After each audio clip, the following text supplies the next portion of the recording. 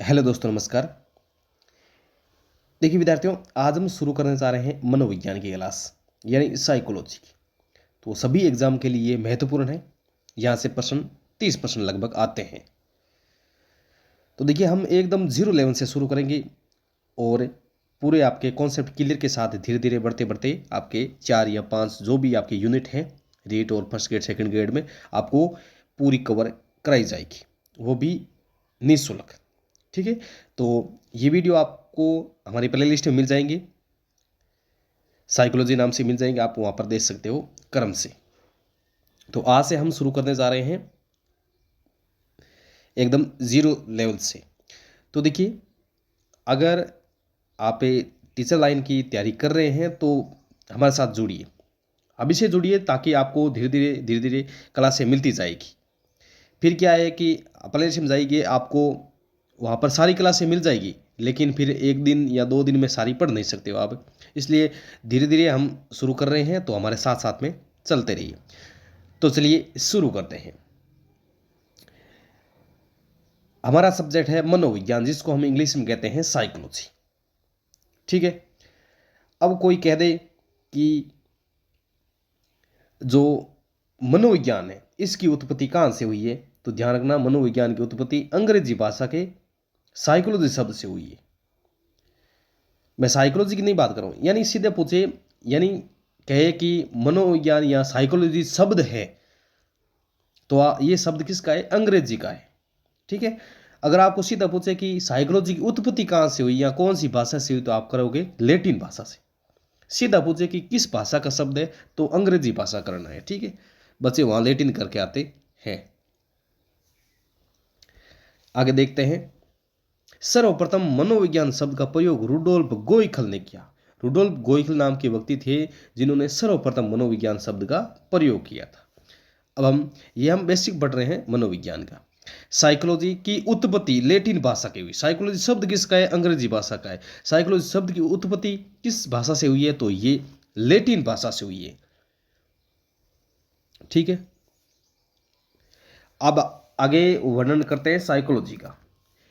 Psychology को 2 भागों में बांटा है, साइकी और लोग्स। ठीक है। साइकी PSYCHE और लोग्स LOGOS। बिल्कुल सही है। कुछ किताबों में थोड़ा सा गलत दे रखा है, इसलिए मैं ऑथेंटिक पुस्तकों से उठाकर आपको पढ़ा रहा हूँ, ध्यान रखना। Psyche plus लोगस। साइकी का अर्थ होता है आत्मा और लोगस का अर्थ होता है अध्ययन। तो हम कह सकते हैं कि आत्मा का अध्ययन या आत्मा का विज्ञान। ठीक है। साइकोलॉजी शब्द है अंग्रेजी भाषा का, इसकी उत्पत्ति लैटिन भाषा से हुई है और साइकी और लोग्स 2 शब्द से मिलकर बना है। साइकी का अर्थ होता है आत्मा और लोग्स का अर्थ होता है अध्ययन। तो हम कह सकते हैं कि मनोविज्ञान है वो आत्मा का विज्ञान या आत्मा का अध्ययन है। आगे बढ़ते हैं।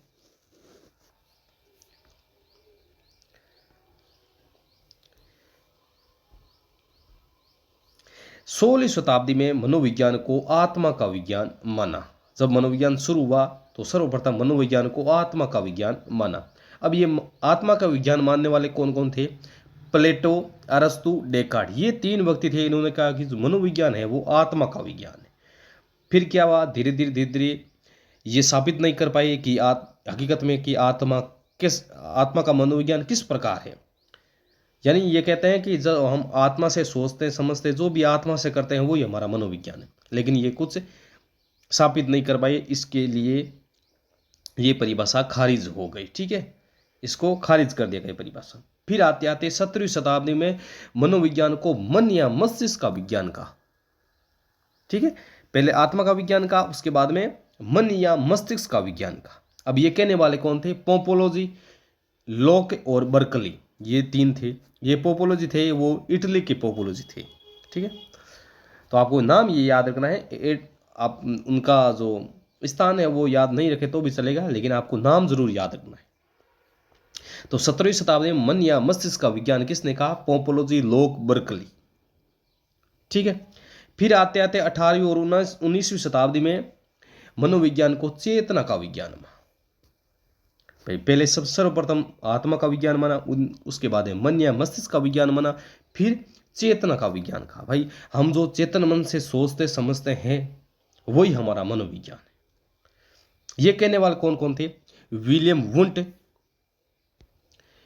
William James, James Lee, Vives और टीचनर। ये थे मनोविज्ञान को चेतना का विज्ञान मानने वाले। कौन कौन? William Wundt, William James, James Lee, Vives और टीचनर। इन्होंने कहा कि मनोविज्ञान है वो चेतना का विज्ञान है। ठीक है, हम जो चेतन मन से सोचते समझते वही हमारा मनोविज्ञान।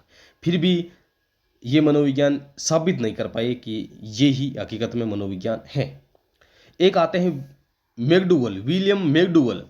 विलियम मैकडूगल थे जिन्होंने चेतना शब्द का घोर विरोध किया। चेतना शब्द का घोर विरोध किया उन्होंने। इनकी ये पुस्तक आती है आउटलाइन साइकोलॉजी।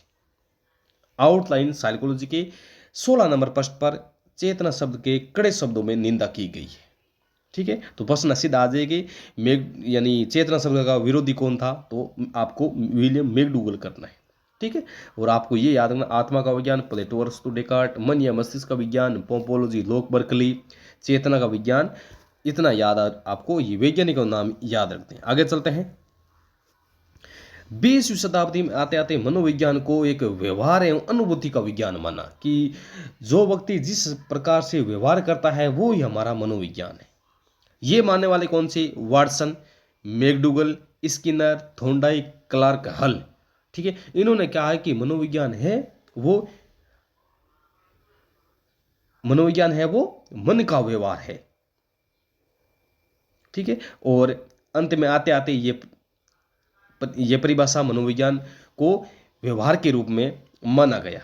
इस परिभाषा को ये साबित कर सके कि हम जो आजीवन में यानी दैनिक जीवन में जो भी हम व्यवहार करते हैं, किस प्रकार का व्यवहार करते हैं, वो ही हमारा मनोविज्ञान है और आज भी ये प्रचलित है। फिर आगे चलते हैं। विलियम वुंट जर्मनी के लिपजिंग शहर में 1879 में प्रथम मनोवैज्ञानिक प्रयोगशाला स्थापित की। इसने विलियम वुंट ने। विलियम वुंट एक वैज्ञानिक थे। इन्होंने क्या किया कि जर्मनी के एक शहर था लिपजिंग, उसमें 1879 में, याद रखना डेट याद रखना, 1879 में प्रथम मनोवैज्ञानिक प्रयोगशाला खोली। ठीक है, प्रथम, इसलिए इनको प्रयोगात्मक मनोविज्ञान का जनक कहते हैं क्योंकि इन्होंने सर्वप्रथम प्रयोग करना शुरू किया अपनी प्रयोगशाला में।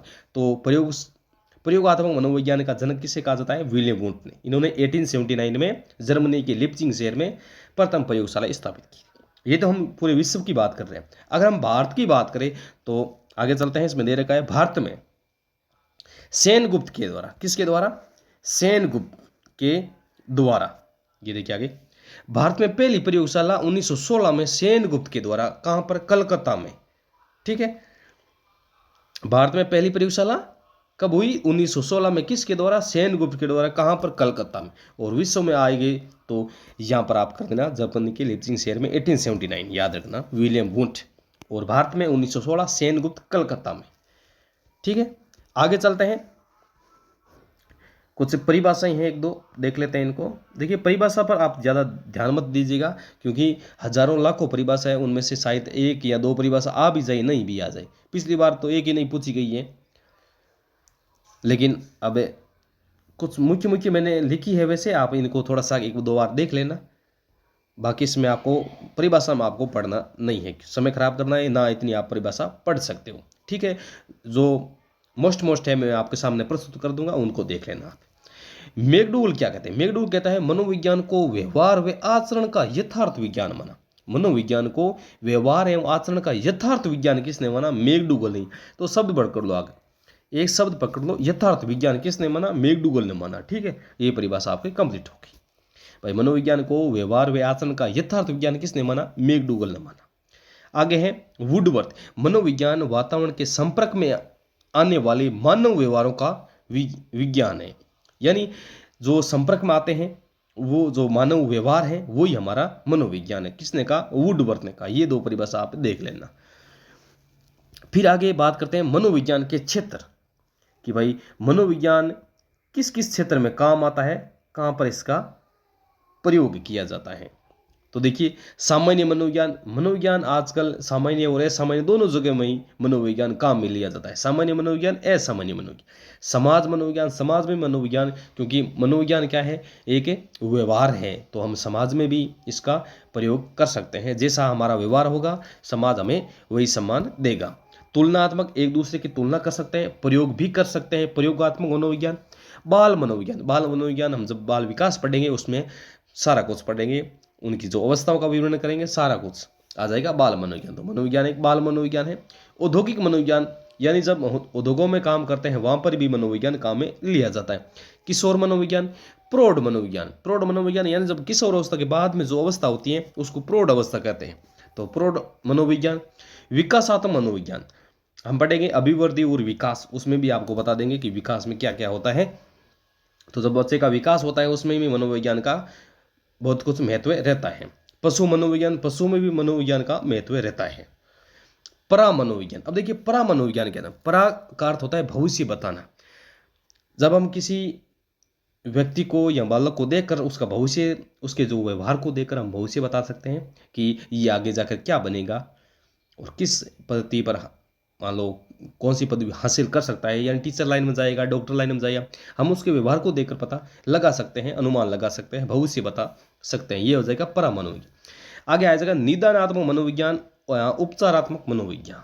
तो सबसे पहले निदानात्मक किया जाता है, किसी चीज को पहचाना जाता है, तो वो होता है निदानात्मक। उसके बाद में उसका कुछ उपचार किया जाता है, तो वो आ जाएगा उपचारात्मक। तो पहले निदानात्मक, उसके बाद में उपचारात्मक, लास्ट में आता है शिक्षा मनोविज्ञान। तो देखिए ये थे मनोविज्ञान के क्षेत्र, मनोविज्ञान के क्षेत्र। तो देखिए हमने आज इसमें मनोविज्ञान के एक परिचय के रूप में पढ़ा है।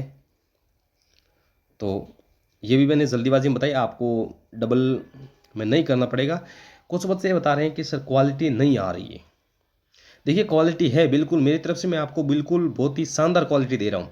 अब आप क्वालिटी में जाइए, वहाँ पर लगभग 720 के आसपास आप करीजिएगा। आप जब 144 से देखते हैं ना, तो वहाँ पर आपको क्वालिटी नहीं दिखती है। तो वीडियो ऑन हुए आपको क्वालिटी अच्छी नज़र ना आए, तो उस आपको क्वालिटी को अपने मोबाइल में 720 के आसपास रखना है, तो आपको अच्छी तरह से क्वालिटी मिल जाएगी। तो ये थे आज मनोविज्ञान के परिचय। तो थोड़ा सा जो भी परिचय था आपको मैंने बता दिया है। अब हम शुरू करने जा रहे हैं, पहला यूनिट शुरू करेंगे बाल विकास। बाल विकास या बाल मनोविज्ञान, यहाँ से हम शुरू करेंगे। इसमें आ जाएगा जो बालक के संबंधित ऐसे अवस्था, बाल्यावस्था, किशोर अवस्था, सारी की उस अवस्था आ जाएगी। जो भी प्रयोग वगैरह हो गए उनमें बता दी जाएगी। अब धीरे धीरे हम शुरू करने जा रहे हैं साइकोलॉजी। तो आपको प्ले लिस्ट में ये उपलब्ध हो जाएगी। वहाँ पर आप देखिए साइकोलॉजी नाम से उपलब्ध हो जाएगी, या रीड साइकोलॉजी ऐसा कुछ बता देंगे। फिर भी आपको प्ले लिस्ट क्या नाम से होगी फिर भी बता देंगे। तो ये वीडियो आपको कैसा लगा ज़रूर कर, अगर मान लो अच्छा लगा है तो आप ज़रूर ही किसी अपने मित्र को शेयर कीजिएगा, ताकि वो भी इसका लाभ उठा सके। क्योंकि यही नोट्स, यही जो हम पढ़ाते हैं वही आपको दूसरी कोचिंगों में पढ़ाते हैं। वहाँ पर 1000, 2000, 3000 फीस ली जाती है। यहाँ हम एकदम फ्री रिक्वेस्ट पढ़ा रहे हैं आपको। तो ठीक है, अगर फिर भी आपको कुछ समझ में नहीं आए तो कमेंट बॉक्स में लिखिए, हम वहाँ पर आपको आंसर दे देंगे। तो चलिए दोस्तों, मिलते हैं फिर अगले वीडियो में। तब तक के लिए नमस्कार, जय हिंद, धन्यवाद।